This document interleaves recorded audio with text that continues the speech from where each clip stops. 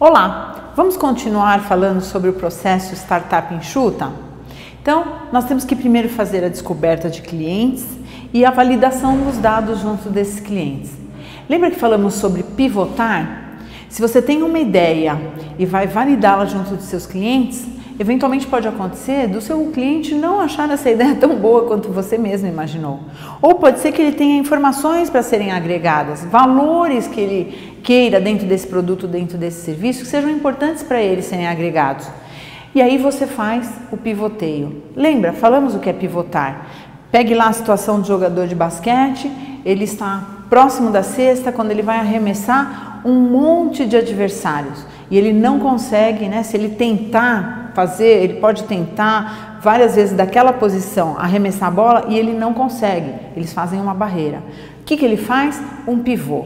Ele gira em torno de si mesmo, né? de um ponto fixo, busca um outro caminho, uma brecha e joga a bola e faz a cesta. A gente tem que fazer isso em relação à nossa ideia.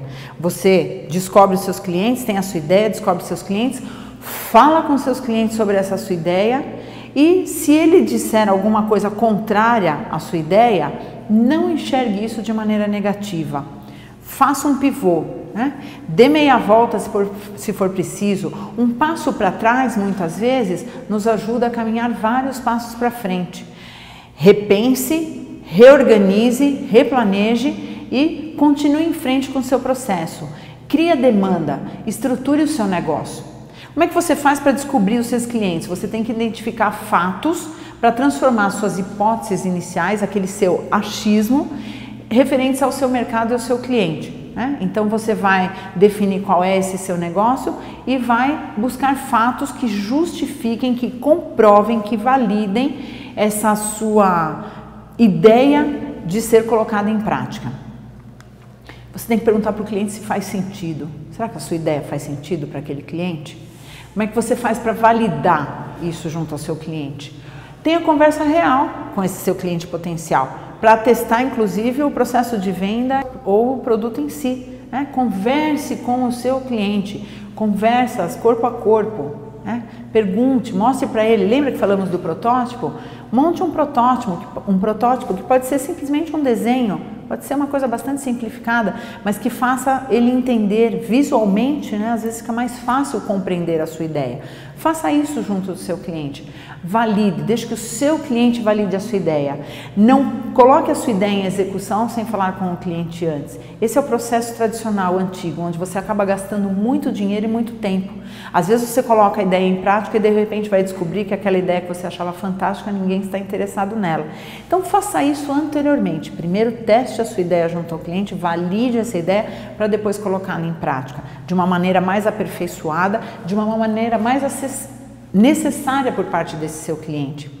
Lembra que falamos da dor do seu cliente? Qual é a dor do seu cliente? Converse com ele, mostre essa sua ideia, veja se essa sua ideia é o remédio que vai curar a dor do seu cliente. Aí você pode prosseguir. Crie a sua demanda, né? Elabore ações de marketing que vão ajudar no processo de decisão de compra do seu produto por parte do seu cliente. Vamos explicar. Eu tenho uma amiga que abriu aí uma escola de inglês. Bom, lembra que falamos que nós estamos aí na era do conhecimento, principalmente agora no nosso país? Você é uma pessoa privilegiada, pouquíssimas pessoas nesse país entram nas universidades ainda, mas esse número está aumentando gradativamente. As pessoas entenderam já nesse país a importância do estudo. E quem tem negócios, né, em relação a estudo, que oferece esse tipo de serviço, oferece porque percebeu que essas pessoas precisam de estudo. E aí você tem uma infinidade de negócios para todos os tipos de classe. Aqui na Ítalo, por exemplo, nós não temos esses cursos da madrugada, às 5h45 da manhã. Por que oferecer um curso às 5h45 da manhã? Porque o problema das pessoas nessa região é que elas entram muito cedo nos seus trabalhos, saem muito tarde, passam o dia dentro dos seus trabalhos. Em que hora vão estudar? Então a Ítalo criou esse horário alternativo. Você consegue chegar aqui mais cedo, sair num horário possível, comercial, dar prosseguimento para o seu trabalho durante o dia e ainda voltar mais cedo para casa. Então esse mundo da educação está evoluindo. Está crescendo, oferecendo, né, uma série de possibilidades para o cliente. A minha amiga, como eu falava, ela abriu essa escola de inglês. Mas como é que ela vai fazer para atrair clientes? O que ela está fazendo para que as pessoas decidam pela escola dela e não pela escola do vizinho ou tantas outras? A abertura, a proliferação de negócios relacionados à oferta de serviços sobre línguas estrangeiras aumentou consideravelmente nesse país nos últimos 10 anos. Nos últimos 5 anos aumentou consideravelmente a oferta de escolas para línguas orientais. Para falar japonês, para falar chinês, mandarim, né, que a gente chama. Por quê? Quem são nossos parceiros hoje em dia no Brasil? Lembra que falamos sobre parcerias, sobre alianças estratégicas? Japão, China. Temos que falar com essas pessoas nas suas línguas, né? Temos que lidar com esse cliente e falar na língua dele. Isso é uma gentileza até que às vezes a gente faz com esse parceiro, com esse cliente, de mostrar que a gente fala a língua dele, teve essa dedicação, né? Esse comprometimento de aprender a língua dele. Mas volta lá para minha amiga, ela está lá com a escolinha de inglês dela. Como é que ela está fazendo para atrair cliente? Ela está indo nas escolas, por exemplo, uma das ações que ela está fazendo é ir nas escolas ali da região e oferecer a seguinte parceria. Professor também precisa continuar estudando, não é verdade? E muitos professores nas escolas de primeiro e segundo grau não dominam a língua inglesa. Como é que você fala para o seu aluno que ele tem que estudar inglês e você não sabe falar o inglês? Então essa é a troca. As escolas, né, fazem a propaganda dela dentro das escolas, legitimam esse negócio dela, esse serviço dela dentro das escolas para os alunos, e os alunos que vão lá, né, cada vez que ela tem um aluno de uma determinada escola, aquilo conta ponto para aquela escola. E esses pontos são revertidos o quê? Em aulas de inglês para os próprios professores. Olha lá uma forma de ação, uma forma de conseguir fazer o cliente, né, decidir pela compra. O cliente final, o aluno, por sua vez, leva lá um folheto para casa dizendo: você que é aluno de tal escola, se você se matricular, você tem a matrícula de graça, você tem aula X, você tem um desconto tal, para pagamento dia tal. Então, assim, ela vai criando uma rede, né, de ações de marketing que ajudam que todos os clientes em potencial que ela tem acabem indo para aquela escola. Ela, por exemplo, tem uma área específica para crianças bem pequenininhas, esse pessoalzinho aí, essa molecadinha de 3, 4, 5 anos de idade, que nesse mundo em que nós vivemos já tem que estar começando a aprender inglês com essa idade. É mais fácil aprender quando você está com a cabeça fresquinha, vazia. Como é que ela faz, né, para atrair essa mãe, para colocar esse filho pequenininho dentro da escola? Ela fala de toda a expertise dela, é o currículo que ela tem, trabalhando com crianças há tanto tempo.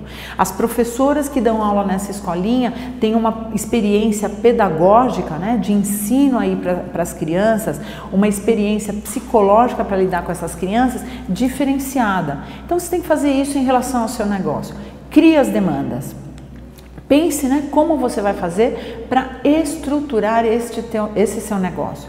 Então, após um período de testes, de validação com esses clientes potenciais, você vai planejar os próximos passos para o seu negócio crescer e ganhar uma grande escala. Sonhe grande sempre. Lembra que eu falei que de repente você pode chegar e falar assim: professora, quero 1 milhão. Sonhe grande, acredite que você vai ter 1 milhão. Só não vai adiantar você falar que quer ter 1 milhão amanhã. Amanhã talvez seja muito difícil, a não ser que você tenha um parente, você seja o único herdeiro, ele morra hoje, você tenha certeza de que ele vai morrer hoje e deixar esse 1 milhão para você. Amanhã você tem 1 milhão. Então, sonhe grande, mas planeje para chegar nesse sonho que você quer. Isso é a estruturação do seu negócio, né? Não adianta você falar que você quer ter 5 lojas, 10 lojas, 20 franquias, franquear um negócio que acabou de começar. A primeira fase dos negócios é a fase mais complicada. É uma fase que compreende aí você ter a ideia, você enxergar a oportunidade, você planejar, buscar todos os recursos, abrir esse negócio e começar a gerenciá-lo. Em média, essa primeira fase leva 2 anos, 3, 4 anos, né? Se você contar o tempo aí de execução do seu plano de negócio, de elaboração do seu plano de negócio. Qual que é o problema do empreendedor aqui nesse país? Nos primeiros 2 anos de cada negócio, em média, entre 67% e 80% dos negócios nesse país fecham. Então, eles mal abrem, eles fecham. Então, sonhe grande, mas planeje no tempo certo para a sua empresa crescer adequadamente e ganhar a escala necessária para ser um grande negócio no tempo adequado. Lembra? Planejamento a curto, a médio e a longo prazo. Curto prazo, 1 ano, médio prazo, 5 anos, longo prazo, 10 anos em diante. Então, planeje de modo adequado a estruturação do seu negócio. Seu modelo de negócios, ele tem que parecer muito bonito no papel. Mas se você pensar bem, no final, não passa de um monte de hipóteses enquanto ele está no papel. De um monte de achismo. Você precisa testar todos os elementos que você tem dúvida. Muitos alunos chegam para mim e falam, professor, eu acho que essa ideia vai estar certa, eu acho que isso aqui vai ser bom para o cliente, acho. Ideia boa, oportunidade realizada para o empreendedor é quando aquilo você pode dizer, tenho certeza. Como é que você faz para ter certeza? Tem que validar. Meu aluno, minha aluna, você tem que validar isso. O que é uma hipótese? Toda ideia de negócio que você tem, ela é baseada num conjunto de premissas que a gente chama, né? O que é uma premissa? Uma ideia que você tem sobre aquele produto, sobre aquele serviço e que você acredita que seja verdadeiro. Isso é válido, você tem que acreditar, né? Na realidade, na realização desse seu negócio. Mas essas premissas, elas são fundamentais para o seu negócio. Você precisa testar, você precisa de uma comprovação, eu não vou dizer científica, mas de uma comprovação real, daquela validação que a gente falou em relação ao seu cliente. Para quê? Para reduzir risco. Lembra, a gente já falou também sobre risco. Empreendedor corre risco, empreendedor é ousado, empreendedor não corre perigo. Qual que é a diferença do risco para o perigo? O perigo é falta de planejamento. O risco, né? Basta você estar vivo para correr o risco de morrer. Agora, se você sair por aí dirigindo em alta velocidade, numa via ao contrário da direção do sentido dos carros, perigo total. Então, essa é a diferença do risco e do perigo. Planeje, valide as suas hipóteses e planeje bem para você chegar aonde você quer. Teste todas as suas questões, porque você não tem certeza absoluta. Ainda que você tenha uma experiência anterior, ainda que você diga assim, mas eu já trabalhei num negócio muito parecido, eu já fui lá e vi, não adianta só ver. Você tem que passar esse checklist, você tem que conversar com o seu cliente, se for preciso você tem que pivotar, lembra que a gente falou? Dá meia volta, pensa numa outra saída, numa nova possibilidade, num novo caminho, se você perceber que tem alguma coisa errada. Não se sinta mal, não se decepcione com você mesmo, se você enxergar no meio do seu caminho uma dificuldade ou um erro. Empreendedor erra. O empreendedor não erra de novo na mesma coisa. Ele aprende com os erros. Então, se alguma coisa está errada no seu negócio, problema nenhum. Volta para trás. Faz o seu pivô, enxerga a coisa de uma outra maneira, revalida o dado com o seu cliente e tome uma decisão ou uma nova decisão. Jogue a bola para fazer a cesta.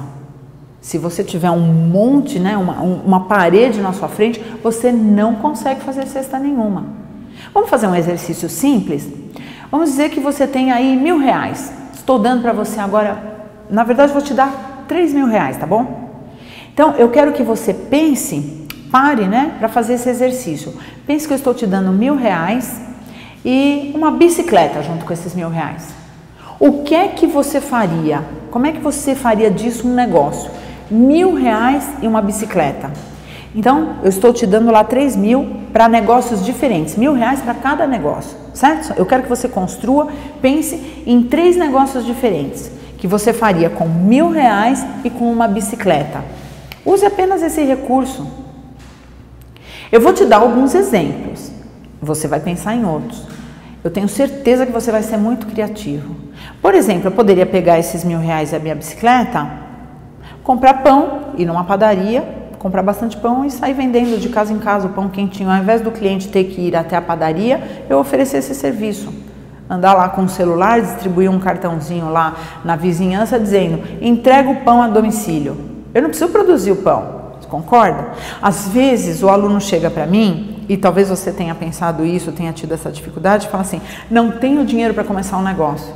Bom, se você pensar em ter uma padaria, provavelmente nesse momento você não tem esse dinheiro. Padaria custa caro pra caramba. Mas você pode começar vendendo pãozinho, né? Para ganhar, para juntar o dinheiro que você precisa, para chegar nos recursos, para abrir esse negócio maior que você quer, que é a padaria. Começa vendendo pãozinho. Lembra que a gente falou da confecção? Lembra? Nós falamos assim, para eu começar lá a minha confecção, talvez eu não tenha condição ou não consiga abrir nunca se eu ficar pensando grande demais e dizendo assim, bom, eu quero aquele equipamento robotizado para mesa de corte. Isso custa uma fortuna. É melhor colocar lá uma mesinha de corte e alugar uma máquina de corte. Sai muito mais barato inicialmente. A partir dali o seu negócio começa a funcionar e aí você tem a chance de chegar onde você quer. Então, de novo, pega esses R$1.000 e faça esse exercício. Falei para você, dei um exemplo aqui rápido que me ocorreu. Vender pão. Mas que eu poderia fazer com R$1.000 uma bicicleta? Talvez, pegando até o approach aí, a ideia da bicicleta, já que eu estou de bicicleta, eu poderia oferecer, por exemplo, comprar ferramentas, né?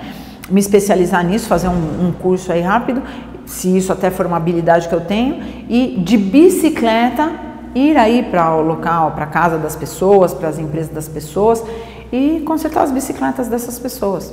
Eu vou com a minha própria bicicleta, monto lá uma caixinha de ferramenta, acoplo na minha bicicleta e vou fazer esse tipo de serviço. Eu preciso abrir a bicicletaria? Talvez eu não tenha dinheiro no começo para abrir a bicicletaria. Isso não impede você de começar um negócio, né? Comece um negócio pequeno. Sonhe grande, quero ter a bicicletaria. Quero ter franquias dessa bicicletaria pelo país todo. Você vai chegar lá, mas comece pequeno, né? Comece com a menor condição que você precisa para colocar esse seu negócio em prática. Quero ter um salão de cabeleireiros. Lembra, a gente falou aqui do Rodrigo Della Lastra. Ele está com um salão fantástico aqui dentro da Ítalo. Mas será que dá para começar abrindo esse salão maravilhoso para competir com o Rodrigo? Talvez você tenha que colocar lá na sua garagem da sua casa, né? Colocar lá, comprar um secador, uma escova, chamar uma amiga lá sua para ser manicure e começar assim, atendendo as vizinhas de um modo bastante rudimentar. Mas é o start. É o pontapé inicial para o seu negócio. Aos poucos vocês vão, inclusive, aprendendo melhor sobre esse negócio, né? Na prática você vai aprendendo, você vai validando tudo que você precisa nesse negócio, junto aos clientes que você vai ter. Esse negócio vai crescendo, né? Sem que você, às vezes, nem sequer perceba. Então é mais fácil do que parece. Você tem condição, sim. Eu não quero escutar de você, saber de você que você não vai abrir o seu negócio porque você não tem dinheiro. Dinheiro não é um impedimento. Quero abrir um restaurante. Nós temos um aluno aqui, aquele restaurante, essa cantina que nós temos aqui, Liamite, um dos donos é um aluno nosso, né? Ele foi meu aluno lá no curso de administração e quando ele estava tendo aula comigo, ele falou, professor, um dia eu perguntei para a classe, né, qual era o sonho de cada um, e ele falou, eu quero ter um restaurante. Mas para chegar nesse restaurante aí, ele passou por tantas outras situações. Estagiou no restaurante dos outros, né? Teve negócios menores. Então você pode falar, bom, eu cozinho super bem, mas eu não tenho dinheiro para abrir um restaurante. Traga lanche para vender para os seus amigos aqui na faculdade. Ué, o que você precisa para isso? Fazer o lanche, comprar lá um isopor para trazer essas coisas, uma sacola lá, onde você tenha uma adequação da temperatura, né? Uma sacola térmica. Eventualmente você precisar, né, conservar a temperatura desse lanche, fazer os lanches, colocar uma embalagem bonita, né, trabalhar com bastante higiene, com bastante qualidade, uma embalagem bonita, uma etiquetinha dizendo já qual é a sua marca, começa a deixar essa marca fixa lá na mente desse seu consumidor, desse seu cliente, data de validade e começa a vender na faculdade, vende no seu trabalho. É assim que você pode começar um negócio. Não tenha vergonha de começar um negócio pequeno. Muita gente vai entrar na sua frente e dizer que aquilo não vai dar certo. Não acredite. Sabe o Walt Disney? Walt Disney, né? O idealizador da Disney. Esse negócio consagrado que está sempre entre os 10 maiores negócios do mundo, entre os negócios mais invejados. Todo mundo quer ser essa empresa. E essa empresa até hoje, mesmo muitos anos após a morte do fundador, ela continua mantendo a visão, os ideais que ele tinha quando ele criou esse negócio. Mas você pensa que todo mundo acreditou nele? Uma vez lá no meio da história dele, muito antes dele fundar a Disney, ele pediu dinheiro emprestado para um tio.